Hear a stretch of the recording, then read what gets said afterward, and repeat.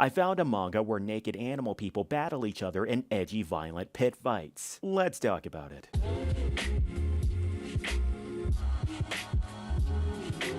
I read manga. A lot.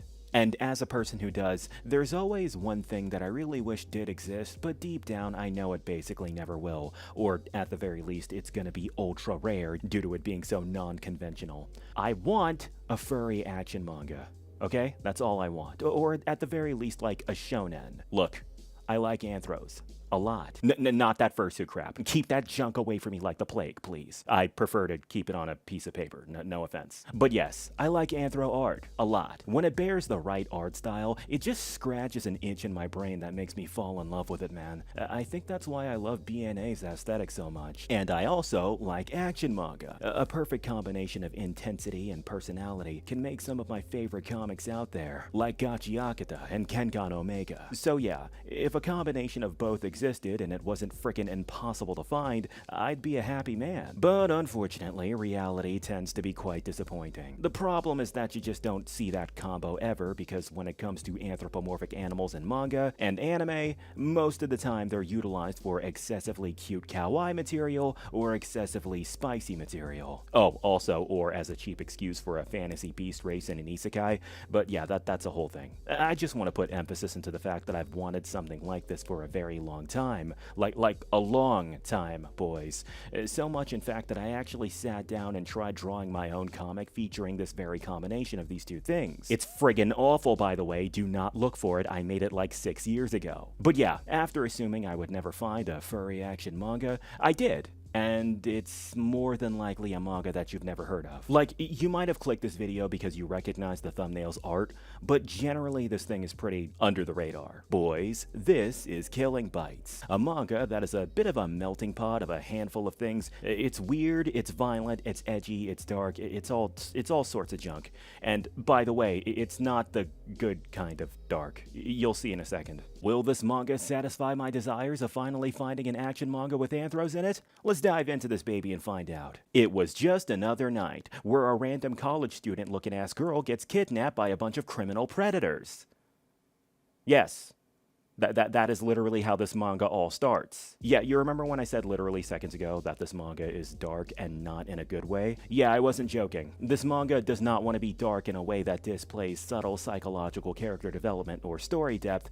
No. This wants to be the really lame edgelord, where's that damn fourth Chaos Emerald kind of dark.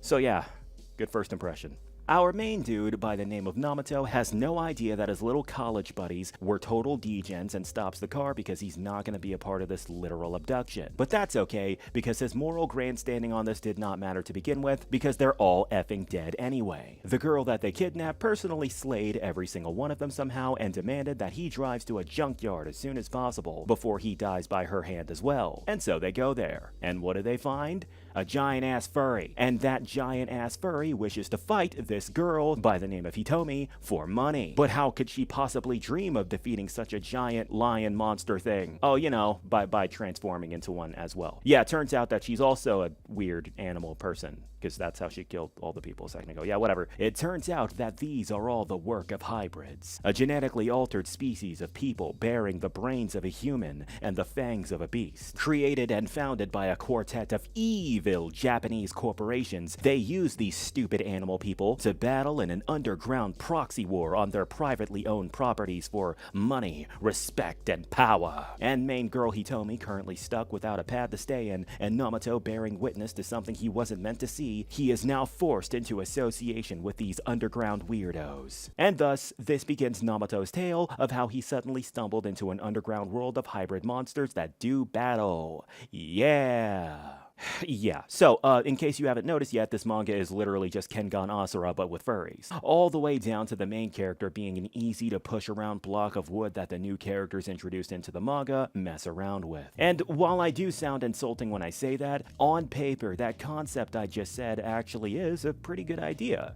Kengan, but with genetically altered animal people? Like, that could be cool in execution, right? You know, characters using their animal-specific abilities in order to defeat their opponents and stuff like that. In fact, that's exactly what this manga tends to do. When hybrids do battle or have any actual behavioral patterns, the writers of this manga go out of their way to explain their animal behavior and how it's influencing their actions and attitude. Combine that with its actually good art style that's very exceptional at drawing animals and also general anime characters both, the thing also got an anime adaptation as well. So that leaves the question, why don't people talk about this very much?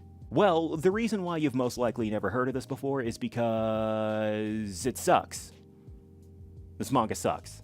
Yeah, I can't even sugarcoat this one. This manga's a stinker. It's pretty bad. For a multitude of reasons, I'm actually very excited to explain to you guys. Boys, I've kind of been holding it in up until now, but I honestly kind of despise this manga a lot. Like, this thing just manages to hit every single beat that annoys me when I ingest any piece of media. Like, from little things like nonsensical plot lines, erroneous character behaviors, sudden shifts in narrative that make zero sense, the fact that when men turn into hybrid animals, they look like actual monsters, but when the girls do it, they all conveniently just turn into mass gooner bait. And then there's also the bigger things that genuinely piss me off, like the characters' dialogue showing off how embarrassingly one-dimensional they all are. There's this one part where the main outsider dude Namato is like, hey, you ruined my life. I have to wipe my identity from the public just so I could stay alive in this weird underground world. I have no future now thanks to what you did with me, and you're just a pawn for this douchebag scientist guy. And instead of any of that being fleshed out or even acknowledged, because obviously that's more important, the stupid-ass Hitomi girl gets up and just goes, oh, how dare you talk shit about my senpai? How dare you? Like, what am I reading, dude? These characters are Barbie dolls. But alas, despite this thing irritating me on so many levels, the primary thing that irritates me about this manga, and probably the number one thing that makes this stinker to begin with, is its tonal whiplash. You see, this manga wants to have it both ways and fails at doing both. This manga wants to have two different things: gooner-ass waifu value and very dark-toned violence. This manga wants to have it both ways. It wants to have both of those things. And guess what? It fails at doing both. I will explain how by starting off showing you some images of one of my favorite combat manga, Kengan. For anyone unaware of what Kengan Omega or Asura is, let me show you some images of it. Look at the level of intensity present in these manga panels. Look at the artistic display of severe injury followed by the undying will to do battle regardless. Do you think that a manga like this will have that same amount of intensity in its fight scenes? Do you think it will even get halfway that intense? You would assume yes, because oh hey,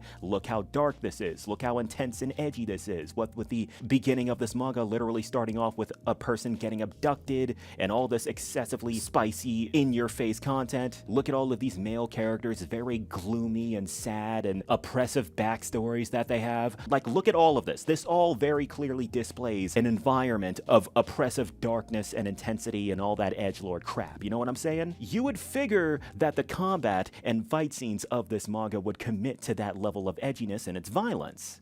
Right? Well, you'd be wrong somehow. Completely wrong, actually. And the reason why is because that desire to want to be violent and dark is actually clashing with its desire to want to be cheap waifu fuel. The main girl, Hitomi, is like a freaking super hot waifu that can also transform into a hybrid honey badger. Other side characters include the super typical hot bunny girl and the ultra generic personality-free cheetah girl. I could go on, but you get the freaking gist. And when your primary cast members are all these Barbie doll-ass girls, guess what? You can't really display any extreme levels of intensity in terms of violence because it would tarnish this manga's waifu fuel. If they do end up getting severely wounded, like the male characters actually very commonly do in the manga, that would make these female characters significantly less attractive to look at, right? Those excessive panty shots and straight-up naked girls that flashbang us readers as we slog through these chapters would not be very appealing to our gooner asses if they were all bruised and bloody and had their limbs getting chopped off like the male characters do. By default, these primary cast members who are supposed to be in these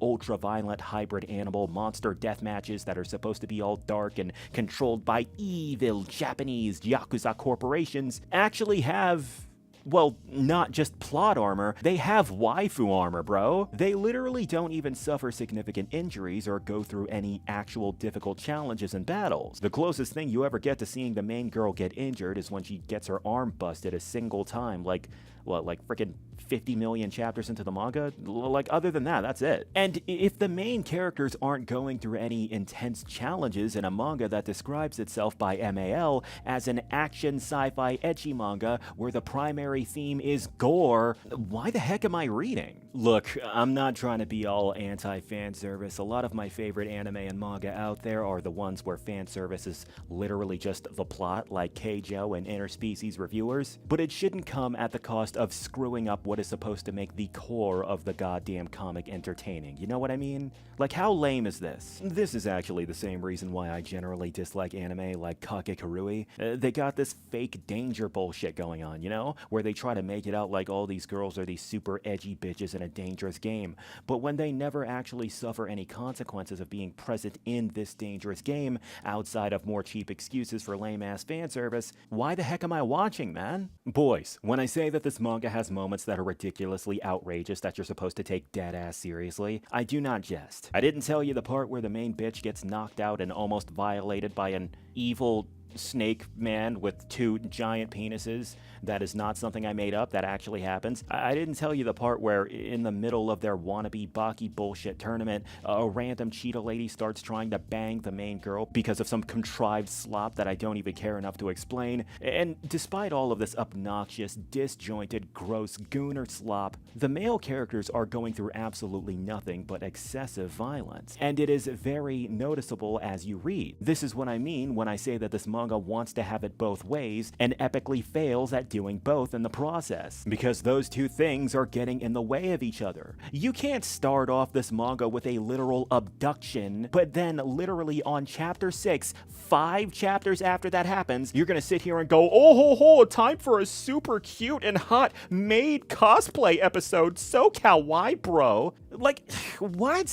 See, this is what the hell I'm talking about. It wants to have it both ways, and it fails miserably at doing both, because those two things it wants to have are beyond disjointed. You can't tell me you want to have a manga about badass animal people kicking ass and getting into intense death matches, and then turn around and tell me, oh yeah, by the way, we want to have our furry waifus be half naked and shit. Like, what sense does that make? And as a result of this manga trying to have it both ways, it's like some dude trying to haphazardly mix oil and water, leading to an awful, disjointed, and honestly, boys, you know I don't like using this word, but a cringe-worthy experience. Even after the manga continues further and has an entire narrative restructure with a completely new main character, and the setting ends up being this weird Yu-Gi-Oh! GX high school class wars bullshit out of nowhere but with beast people, the manga just ends up suffering from the exact same issues as it had before. Awkwardly meandering through a nonsensical narrative that doesn't know what it wants to be. It's just a mess, man. And with that being said, I give Killing Bites a 1.5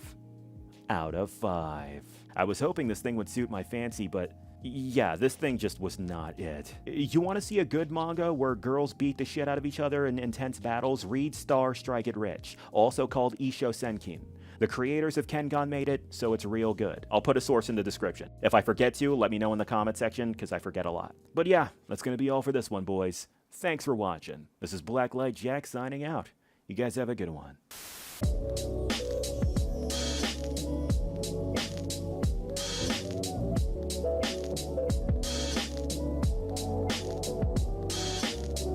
We've reached the end of the video, so it's time for the Patreon roll call. My 15 or more supporters are Stormy Knight. My $10 supporters are Phaedra Galaxy, Selena BB, Klutzy Ninja Kitty, Bony Boy VA, Candy Apple, Raging Ray, and Lizard Teeth. And let's not forget our $5 supporters. They are appreciated just as much as our $10 Patreons. If you'd like to be in the credits of this video as well, just catch me on patreon.com/blacklightjack. Thanks for watching, boys. We'll see you next time.